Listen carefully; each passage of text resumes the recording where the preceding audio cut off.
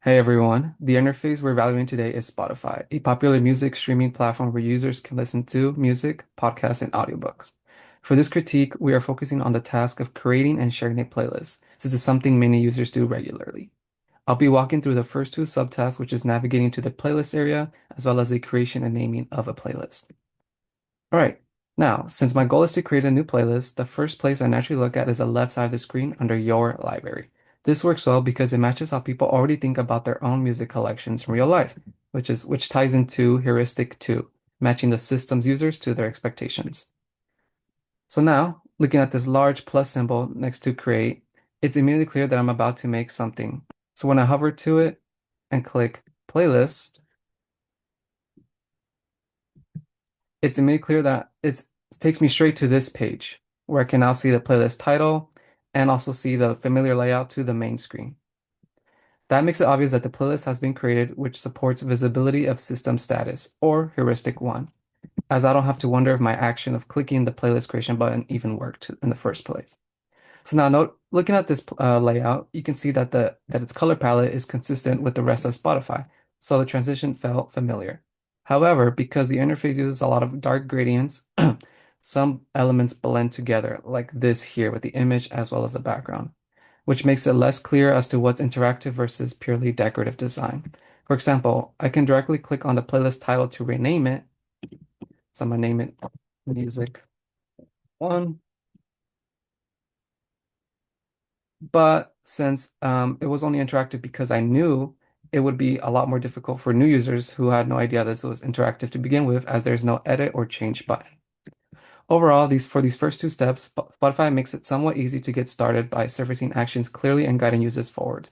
Next, Audrey will walk through the next two subtasks.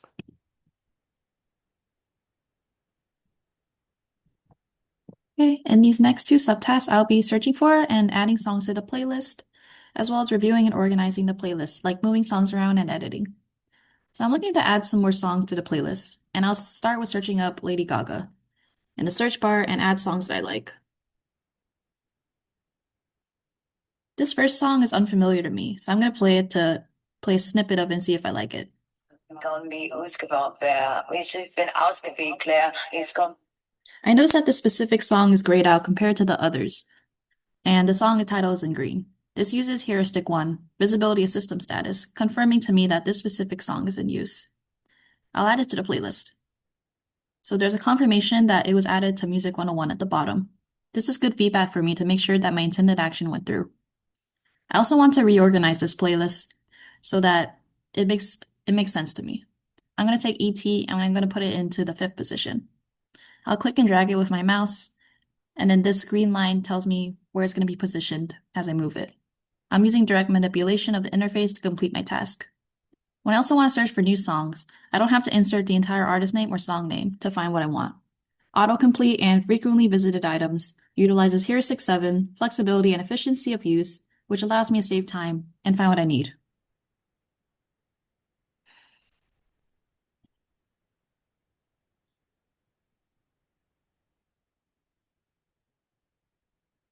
All right, when sharing a playlist, Spotify treats the playlist as an object that can be manipulated.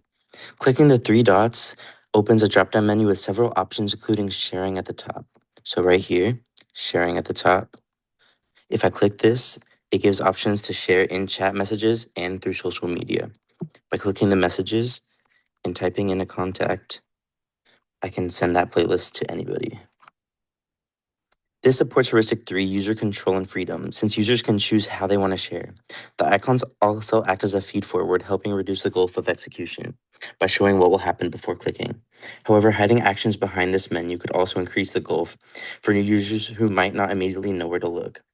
Next, when starting a jam, we have to click the Create tab at the bottom, which can also hurt discoverability. But once selected, Spotify provides a clear visual feedback by showing jam interface with a QR code and share link.